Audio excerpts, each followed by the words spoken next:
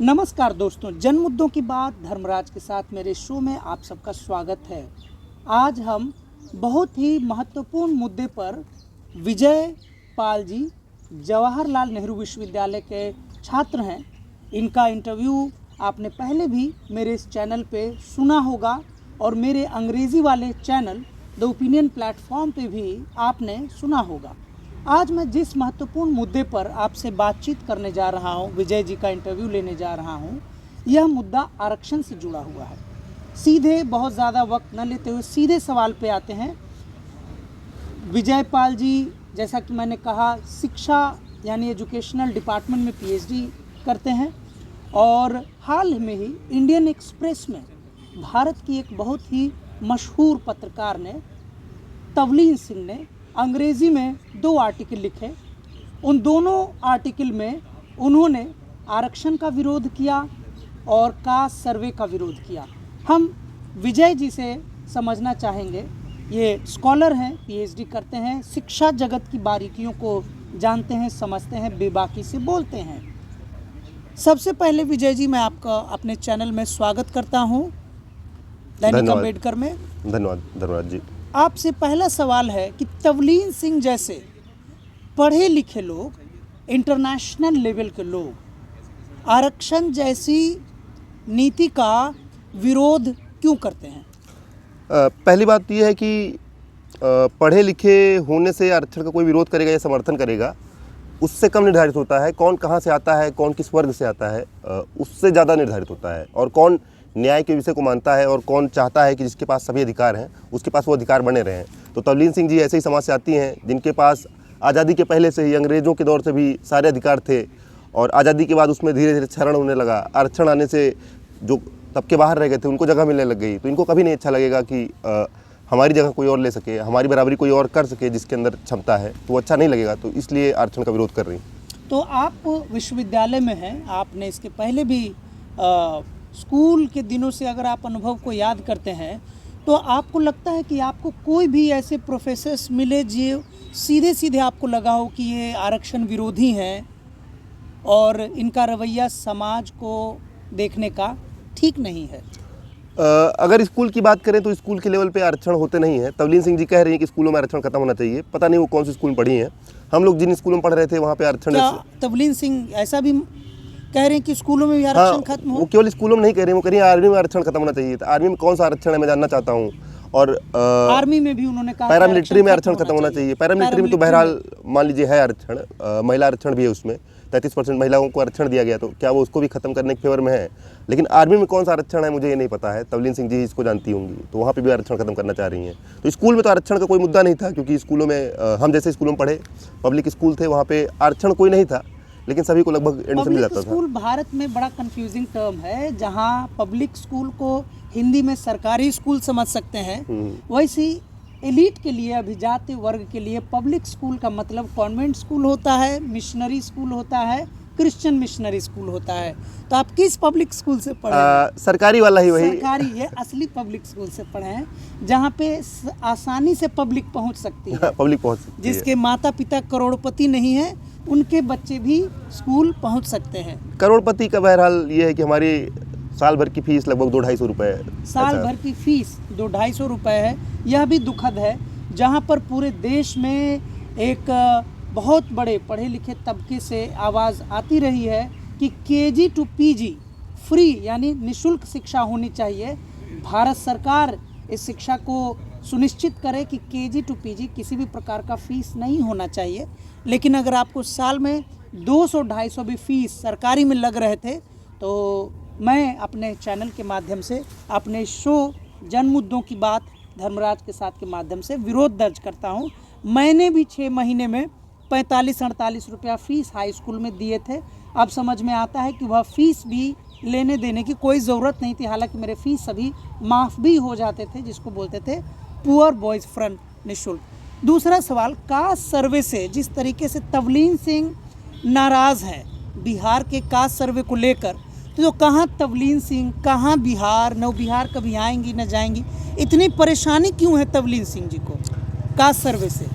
महत्वपूर्ण बात यह है कि तवलीन सिंह जी किसी दौर में जब अच्छी अंग्रेजी और अच्छी हिंदी बोलने का दौर था, अब जा और ज़ा और काफ काफिया मिला के जब बोलते थे, उस दौर में इंटरव्यू किया करती थी, बड़ी बड़ी हस्तियाँ इनको इंटरव्यू दिया करती थी। मैंने राबड़ी जी का भी इंटरव्यू देखा उनके साथ किसी दौर में। तो वो दौर चला गया। आज की डेट में वो खुद ही लाइमलाइट से हर जगह से बाहर हैं। और उनका ये आर्टिकल भी जो है, इसको आप एकेडमिक आर्टिकल कहीं से कह ही नहीं सकते हैं। देखने में भी अगर आपने पढ़ा होगा, देखा होगा कि केवल अंग्रेजी में आप वही बात कर रहे हैं जैसे कि चाय की टपरी पर उससे अच्छी बात होती है। तो उस आर्टिकल में कोई ऐसी बात कही नहीं जा रही है, तो वो इरेलेवेंट हो चुकी हैं। तो वो अपने आप के लिए कहीं ना कहीं रिलेवेंस खोजने की बात, जैसे आप तवलीन सिंह पे आज इसलिए बात कर रहे हैं कि उन्होंने कहा कि आरक्षण हटाओ। अगर कोई और मुद्दा होता उस पर बोलती वो, तो उस तरह बोल ही ना पाती। उनके अंदर योग्यता पता नहीं कितनी है, मैं नहीं जानता। तो खुद को रिलेवेंट बनाए रखने के लिए भी कई बार ये होता है कि उल्टा सीधा बोल दो, कंट्रोवर्सी हो जाए। जैसे उस आर्टिकल के शुरू में वो कहती हैं कि मेरी इस बात से कंट्रोवर्सी होगी, मुझे पता है। और दूसरी बात, क्या कंट्रोवर्सी होगी? आप कह रही कि आरक्षण ख़त्म करो और बोल रही हैं कि अब मुझे बोलना पड़ेगा। तो ये तब नहीं बोल रहे थे जब मणिपुर जल गया, मणिपुर में महिलाओं के साथ दुर्व्यवहार हुआ, पूरे देश में अलग अलग जगहों पर बहुत सारे दलितों की लिंचिंग की गई, दलितों को मारा पीटा गया, मुसलमानों के साथ लिंचिंग की गई गाय के नाम पर। तब इनको बोलने की ज़रूरत नहीं महसूस हुई। तब इन्होंने कहा कि अब मुझे लग रहा है कि मुझे बोलना चाहिए, it's time to speak now. So वही बात है कि खुद का रिलेवेंस खोजने की एक दोबारा दूसरी पारी शुरू करने की कोशिश है।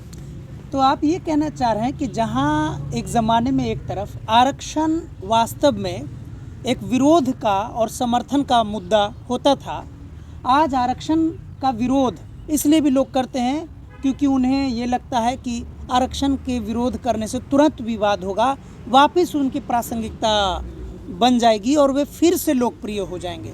यानी वो गंभीर नहीं है कि आरक्षण खत्म होना चाहिए। गंभीर अगर होती तो आर्मी में आरक्षण खत्म होना चाहिए, ये बात कहाँ से आ गई? या स्कूल में आरक्षण खत्म होना चाहिए, ये कहाँ से बात आ गई? मतलब स्कूलों में दिल्ली की बात करें तो यहाँ पे EWS आरक्षण है, मतलब कि इकोनॉमिक वीकर सेक्शन से जो आ रहे हैं, उसके अलावा तो कोई आरक्षण नहीं है। दिल्ली के प्राइवेट स्कूलों में भी, सरकारी स्कूलों में तो एडमिशन सबको है। और प्राइमरी स्कूल की बात करेंगे तो सर्व शिक्षा अभियान के तहत कोई भी एनरोल करेगा, सबको एडमिशन मिलना है। तो स्कूलों में आरक्षण है कहाँ? तो इन्होंने इतना भी बैकग्राउंड वर्क नहीं किया और सीधा आके कुछ भी बोल दिया कि कंट्रोवर्सी क्रिएट हो जाए और वही प्रासंगिकता फिर से खोज लें। लेकिन कहीं ना कहीं एक चीज़ माननी पड़ेगी, जो संस्थानों की जो हालत है, दुर्दशा है कि आरक्षण हर जगह लागू है जहां आरक्षण लागू है, और वहां पे ऐसे ही हल्के फुल्के मिजाज से, हल्के फुल्के अंदाज में जो आरक्षण विरोधी हैं, पॉपुलैरिटी के लिए भी जो आरक्षण विरोध करते हैं, लेकिन कहीं ना कहीं ये ग्रुप बहुत मोबिलाइज होता है, फैनेटिसाइज होता है। और जो गंभीर लोग हैं, गंभीर यानी कि बड़े पदों पे बैठे हैं, जिनके कलम से आरक्षण लागू होना है, आरक्षण रोका जाना है, वो कहीं ना कहीं प्रभावित होते हैं और उनको लगता है कि आरक्षण का विरोध हो रहा है, सही हो रहा है, क्योंकि तवलीन सिंह जैसी मशहूर पत्रकार भी इस बात को कहती हैं। तो आपको नहीं लगता है कि वो असरदार है? वो असरदार अब यही बात है कि आरक्षण का विरोध जो कह रहे हैं, हर तरह का आरक्षण का विरोध, हर तरह का आरक्षण खत्म होना चाहिए। अभी तो कुछ दिन पहले इस देश की संसद ने एक फैसला पास किया कि महिलाओं को हम लोकसभा और विधानसभाओं में या संसद में आरक्षण देंगे। तो क्या ये उसका विरोध कर रही हैं? जो अभी कुछ दिनों पहले की बात है, उस पर पूरे देश ने ताली पीटी कि महिलाओं के लिए आरक्षण की बात हो गई। हालांकि हमारा उसमें भी थोड़ा विरोध था कि आरक्षण में, महिलाओं के आरक्षण में भी कोटा विदिन कोटा भी हो, तो उसका विरोध तो ये नहीं करने आई। तो अभी जो कह रही कि हर तरह का आरक्षण खत्म हो, तो क्या इसमें वह भी शामिल है? और इनकी बात कितनी प्रभावी होगी? कोई पार्टी आके कह दे कि हम आरक्षण खत्म कर रहे हैं या हम आरक्षण खत्म करना चाहते हैं, तो देश की अगर बड़ी जनता जो अपने आप ही बाहर हो जाएगी, तो वो जानती है ना कि आरक्षण क्या ज़रूरत है। देश में हर वर्ग जो है, मतलब बहुत सारे लोग ऐसे हैं जो कहीं ना कहीं मार्जिनलाइज्ड हैं, और ये भारत ही नहीं पूरी दुनिया में अफर्मेटिव एक्शन के नाम पे कोई ना कोई प्रावधान है कि जो लोग बाकी लोगों से डिप्राइव्ड है। जैसे अफगानिस्तान की बात करेंगे तो काबुल शहर के जो बाहर रहते थे उनके लिए विशेष व्यवस्था थी। अमेरिका की बात करेंगे तो वहाँ पे रेस के अकॉर्डिंग और जो दूसरी कंट्रीज से आ रहे हैं उनके लिए आरक्षण होता है। और तवलीन सिंह जैसे लोग ही अमेरिका की उस अफर्मेटिव एक्शन के नाम पे जो पॉलिसी होती है, जिसमें एशियन लोगों को पढ़ने का मौका दिया जाता है, उसके नाम पर जाकर वहाँ पर पढ़ाई करते हैं, वहाँ पे ये आरक्षण देते हैं, तो वहाँ आरक्षण ठीक है और यहाँ आरक्षण का विरोध कर रहे हैं। विजय जी बहुत ही इम्पोर्टेंट बात कह रहे हैं कि जब भारत के यही बड़े बड़े लोग विदेशों में, यानी भारत से बाहर, अफर्मेटिव एक्शन के अंतर्गत आरक्षण का कोई भी रूप लागू होता है तो उसे बढ़ चढ़कर समर्थन देते हैं, उसका हिस्सा बनते हैं। इतना ही नहीं, वे उसके आर्थिक लाभ भी लेते हैं, लेकिन जब भारत की बात आती है तो वे उसका खुलकर विरोध करते हैं। वे नहीं घबराते कि उनके आसपास के लोग जो आरक्षण से बेसिक उनको कभी कोई सरकार का लाभ हुआ होगा उन्हें कैसा लगेगा। विजय जी, ये बताइए, आप हैं समाजवादी छात्र सभा के राष्ट्रीय उपाध्यक्ष, जी जी। ये आपका पद है। आरक्षण के मामले में सभी पार्टी, आपने पार्टी का जिक्र किया कि कोई पार्टी सामने आकर कह दे कि आरक्षण को ख़त्म करना चाहती है। जाहिर सी बात है, राजनीति में कोई पार्टी घोषित रूप से तो नहीं कह सकते हैं, लेकिन समाजवादी पार्टी के क्या लोग, एक आर्टिकल तवलीन सिंह ने लिखा, तो आपको नहीं लगता है कि इसका रिजॉइंडर कम से कम डिबेट के लिए ही सही, अगर उन्होंने हल्के अंदाज में भी कहा, अगर उन्होंने विवाद पैदा करने के लिए कहा, तो उसका रिजॉइंडर, उसका मुखालफत में दूसरा आर्टिकल एज ए रिस्पॉन्स जाना चाहिए। क्या आपकी पार्टी या समाजवादी पार्टी में विश्वास करने वाले लोग ऐसे ही किसी को कुछ भी बोलने का समर्थन करते हैं या मौन रहते हैं? नहीं, मौन रहने का सवाल नहीं है। जैसे बात हो रही है कि आर्टिकल रिजॉइंडर, तो पार्टी को अपने मुखपत्र पे ऐसे लोगों का जवाब देने की मुझे नहीं लगता कोई ज़रूरत है, क्योंकि पार्टी को ऐसे लोगों की बातों को महत्व नहीं देना चाहिए। और रही बात का जवाब देने का, तो सब ने अपने चैनल, अपने फ्रंट पे जहाँ पे जो दे सकता था वहाँ दे रहा है। और मेरा आर्टिकल जल्दी ही आपको 2-3 दिन में आने वाला है, संभवतः अगर हो सकता है कल तक छप गया तो। जैसे मैं तवलीन सिंह नहीं हूँ कि मैं कुछ भी लिखूँ और मेरा आर्टिकल छप जाएगा, तो मुझे आर्टिकल जब दिया है तो छपने का भी आप जान ही रहे हैं, आप खुद भी, हम लोग आर्टिकल लिखते हैं तो हमारा लिखने छपने में समय लगता है। क्यों तो लगता है? ये कह रहे हैं कि तवलीन सिंह जैसों का आसानी से आर्टिकल छप जाता, कुछ भी हो, लेकिन जब रिसर्चर का इस देश के प्रतिष्ठित विश्वविद्यालय में पढ़ रहे स्कॉलर आर्टिकल भेजेंगे तो वो क्यों नहीं, आपको क्यों लगता है कि वो? क्योंकि उनके नाम के साथ पहले से क्रेडिट जुड़ा हुआ है। वो क्या जुड़ा हुआ है? कि वो पत्रकार रही हैं और किसी दौर में पत्रकार रही हैं, वो क्यों वहाँ तक पहुँची, उसमें भी उनका पारिवारिक पृष्ठभूमि का बहुत बड़ा अहम योगदान रहा होगा। जैसे हमारा कोई रिश्तेदार नहीं बैठा है ना कि हमने मेल किया और वो 200 मेल में से छांट के तुरंत हमारा आर्टिकल छाप दे। तो हमारे जैसे कई सारे लोग मेल करते हैं, तो उसमें से बहुत सारे मेल पढ़े जाते होंगे, बहुत सारे पढ़े रह जाते हैं, 1 महीने बाद पढ़े जाते होंगे, तो हमारा तो क्यों सिस्टम में नंबर आएगा। तो उनका तो ये है कि अच्छे, आप कह रहे हैं कि आर्टिकल को लेने में भी अनडिक्लेयर्ड रूप से या डिक्लेयर्ड रूप से मीडिया में अपर कास्ट को आरक्षण मिला हुआ है। नहीं, ऐसा कहीं नहीं है कि अपर कास्ट है इसलिए ले रहे हैं, लेकिन अपर कास्ट कोई है तो उसका कनेक्शन होने के चांसेस ज़्यादा हैं, तो उसके जान पहचान ज़्यादा है। उसने मेल किया और तुरंत बोल दिया हाँ भैया ये मेल किया है, आर्टिकल देख लीजिएगा, हाँ मैडम सर ये मेल किया है देख लीजिएगा, तो उनका देख सकते हैं जल्दी। हमारे पास सुविधा नहीं है, तो हमारा तो क्यों सिस्टम से चैनलाइज होकर ही जाएगा। बहुत ही गंभीर बात इन्होंने कहा कि भले ही तवलीन सिंह का रिजॉइंडर कोई भेजा भी होगा, इसका मतलब ये है कि विजय जी से पहले भी किसी ने ऐसे कई आर्टिकल भेजे होंगे, भेजते ही होंगे। लेकिन चूंकि मीडिया में सवर्णवाद, ब्राह्मणवाद, मनुवाद का वर्चस्व है, तो इन लोगों को दरकिनार कर दिया जाता है और उन्हें इग्नोर कर दिया जाता है। हम विजय जी से यह भी समझने का प्रयास करेंगे कि विश्वविद्यालय में आरक्षण, मीडिया में आरक्षण, और एक आरक्षण जिस पे दबी जुबान में बात होती है, स्वर्गीय रामविलास पासवान जी ने सदन में ये बात कही थी, आप इशारा समझ गए होंगे, न्यायालय में आरक्षण। तो जब न्यायालय में आरक्षण नहीं है, अभी से इतना विरोध हो रहा है, तो लगता है कि अन्य पार्टियां न्यायालय में आरक्षण के लिए बोल पाएंगी? पार्टियां ऐसा क्लियर स्टैंड कब आएगा नहीं पता है, लेकिन पार्टी के जो कार्यकर्ता हैं, जो अपने अपने लेवल पर जो इन चीज़ों को देख रहे हैं, जो इन चीज़ों को गुजर रहे हैं, होना चाहिए, बिल्कुल होना चाहिए। इस देश में अब एक आरक्षण पे ही फैसला सुनाना है, और उसमें भी अगर एक ही बिरादरी के लोग फैसला सुनाएंगे तो सीधा सीधा हितों का टकराव है। तो इसके लिए तो ये ज़रूरी है ना कि जो बेंच बन रही है, उस बेंच में 2 ऐसे भी हों, जैसे मान लीजिए ओबीसी आरक्षण पे मध्य प्रदेश में ओबीसी आरक्षण बढ़ाया गया, इसके खिलाफ कोर्ट में गया मुकदमा, तो उस मुकदमे की सुनवाई करने वाले ब्राह्मण थे, उस मुकदमे को सरकार की तरफ से लड़ने वाले ब्राह्मण थे, विपक्ष में ब्राह्मण थे, ये सारे लोग का हित एक जैसा है।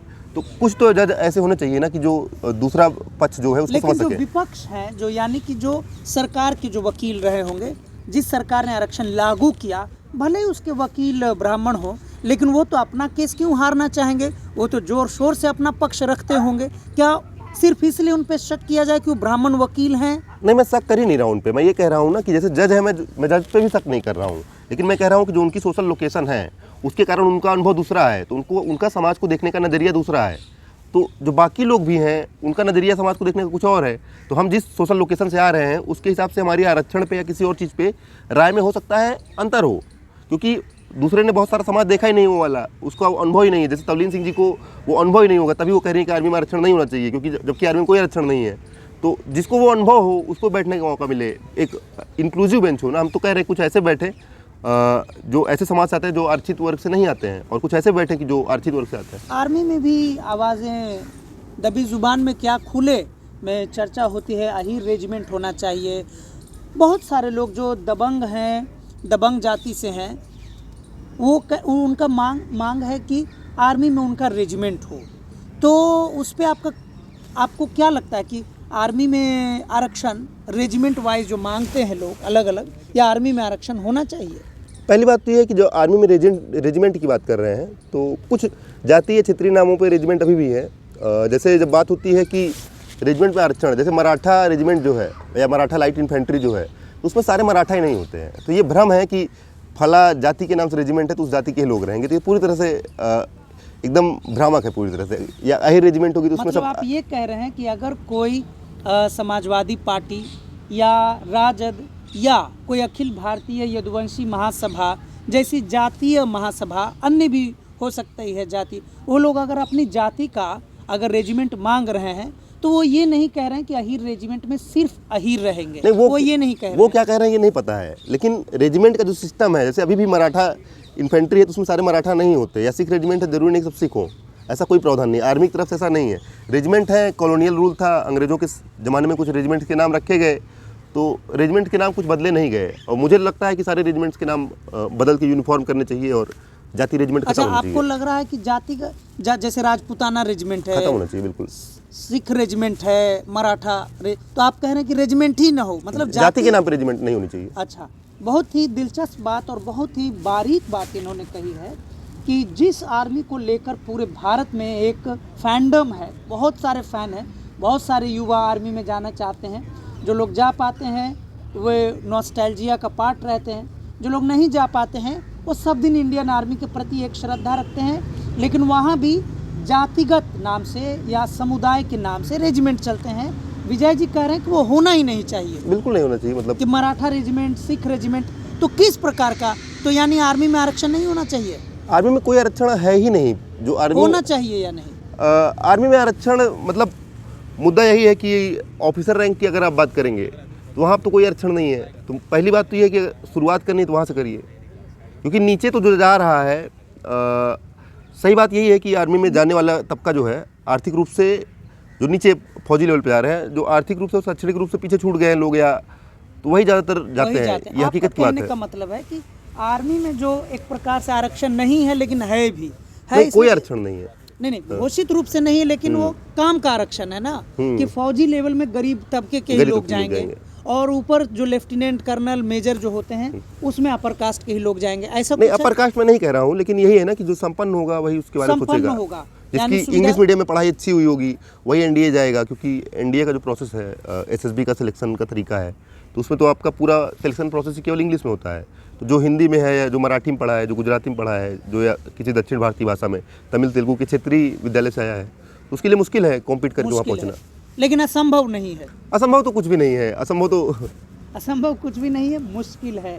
बहरहाल हम विजय जी से सुन रहे थे कि तवलीन सिंह जैसे मशहूर पत्रकार जो एक ज़माने में भारत के नब्ज़ को, भारत की जनता की आवाज़ को समझने का दावा करते थे, मुख्यमंत्री से सीधा इंटरव्यू लेने तक की पहुंच रखते थे, आज के समय में ऐसे पत्रकार भी खुलकर आरक्षण का विरोध कर रहे हैं। यह दुखद है, ऐसा विजय जी कह रहे हैं। दुखद है, दुखद मतलब बचकाना है। दुखद बचकाना है, कह रहे हैं इनकी बात से मुझे दुख होगा तो इतना अच्छा नहीं। कह रहे हैं कि बचकाना है। ये दिखाता है कि तवलीन सिंह के जो दावे थे भारतीय समाज को समझने का, वह गलत दावा है। वो भारतीय समाज को नहीं समझते हैं। हम आखिरी सवाल आपसे करेंगे कि कास्ट सर्वे का विरोध, यानी बिहार में कास्ट सर्वे जो हुआ है उसके विरोध में कहीं ना कहीं सारे लोग एकमत हैं। तवलीन सिंह का आलेख आर्टिकल भले ही बचकाना लग सकता हो, लेकिन जब कास्ट सर्वे के नतीजे आए थे तो मध्य प्रदेश और छत्तीसगढ़ और राजस्थान के चुनावी रैलियों में खुद प्रधानमंत्री नरेंद्र मोदी जी ने चुटकी ली थी और मज़ा लिया था, और पूरी भाजपा ने कहीं ना कहीं कास्ट सर्वे का विरोध किया था। वह तो बचकाना नहीं हो सकता है। वो खुला विरोध है, उसमें तो कोई इनकार नहीं है, वो तो विरोध है। आज भाजपा का है, कभी कांग्रेस का हुआ करता है किसी दौर में, लेकिन हालांकि कभी अभी तो कांग्रेस कास्ट सर्वे के साथ खड़ी है, तो वो तो खुला विरोध है। तो उसी के खिलाफ जो लोग कास्ट आपको सर्वे नहीं में बिलीव लगता है करते कि हैं, जो भाजपा का जो खुला विरोध है या बड़े बड़े नेता, उसकी अभिव्यक्ति तवलीन सिंह के कलम से हो रही है, और वो बड़ा सीरियस है, घातक है? क्योंकि आप अच्छी जगह पढ़ रहे हैं, आपको बारीकी से एक नई दुनिया देख रहे हैं, लेकिन जो छोटे छोटे शहरों में अंग्रेजी सीखने के नाम पर जो आर्टिकल पढ़ते हैं, वो तो कन्विंस हो जाएंगे। कन्विंस कोई एक आर्टिकल से कन्विंस नहीं होता है। जैसे हो सकता है कि बचपन में हम लोग कोई ऐसे से बहुत प्रभावित हो जाए, लेकिन यही होता है ना कि हम केवल एक ही जगह से कुछ नहीं सीखते हैं ना, हम समाज के बारे में तो बहुत तमाम जगहों से सीखते हैं। समाज हमारे सामने है, हम इस कैंपस में पढ़ रहे हैं, हम क्लासरूम में कुछ सीखते हैं, कुछ यहाँ बैठ के आपके साथ सीख रहे हैं, कुछ ढाबे पे सीखते हैं, कुछ क्रिकेट कहीं हो रहा है लोग वहाँ सीख रहे हैं, तो सीखने के बहुत सारे सोर्सेज हैं। तो आर्टिकल पर कोई नहीं सीखेगा। और रही बात कास्ट सर्वे की, तवलीन सिंह का विरोध करने की, तो तवलीन सिंह नहीं, ये इवन दूसरी पार्टियाँ भी जो हैं, उनकी मेन लीडरशिप तो कह रही है हम कास्ट सर्वे चाहते हैं, लेकिन उसमें ही बहुत सारे लोग ऐसे हैं जो अंदर ही अंदर चाहते हैं कि इसका विरोध हो। में कहीं आपका इशारा किस पर? खुलकर तो कांग्रेस ही कह रही है, आपका इशारा कहीं कांग्रेस की तरफ तो नहीं है? कांग्रेस के ही बहुत सारे नेता मतलब खुले मंच पर राहुल गांधी ने स्टैंड ले लिया है, तो या मल्लिकार्जुन खड़गे जी ने स्टैंड ले लिया है, तो उसका विरोध नहीं कर रहे हैं। लेकिन यही लोग अभी कुछ दिनों पहले तक, अभी मतलब 1-2 महीने पहले, जब तक राहुल गांधी जी इसको लेके इतना मुखर नहीं थे, तब तक इसका विरोध कर रहे थे। लेकिन अब विरोध दब गया है। विरोध दब गया है जब शीर्ष नेतृत्व ही जिस चीज़ को खुला कह देगा। जैसे भाजपा आरक्षण का विरोध क्यों नहीं कर रही? भाजपा के बहुत सारे लोग हैं जो चाहते हैं आरक्षण ना रहे, लेकिन जब उनका शीर्ष नेतृत्व ये लाइन लेता है कि नहीं हम आरक्षण का विरोध नहीं करेंगे, तो उनको भी नहीं करना पड़ता। भारत में कास्ट सर्वे होगा तो जातियों में भारत आपको नहीं लगता टूट जाएगा?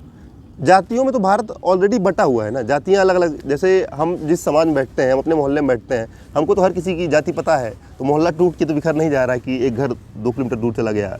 तो जातियाँ तो है ही ना। कास्ट सर्वे तो केवल गिनती होनी है कि कौन सी जातियाँ कितनी हैं, तो इससे कैसे टूट जाएगा? या कौन सी जातियों के पास क्या संसाधन है, कौन सी जातियों के पास क्या प्रतिनिधित्व है। जैसे बिहार में कास्ट सर्वे हुआ, उसमें तो ये भी गिना गया कौन सी जाति के लोगों के पास कितना मोबाइल फ़ोन है, कितना ट्रैक्टर है, और कितने लोग सरकारी नौकरी में हैं। तो उससे कैसे टूटेगा समाज?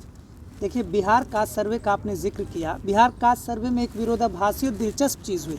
जिस दिन कास्ट सर्वे का रिजल्ट आया और उसमें दिखाया गया कि अति पिछड़े बहुत बड़ी संख्या में हैं, और बहुत सारी अति पिछड़ों में जातियां हैं जिनको अभी सामाजिक, आर्थिक, राजनीतिक मोबिलिटी होना है, आगे आना है।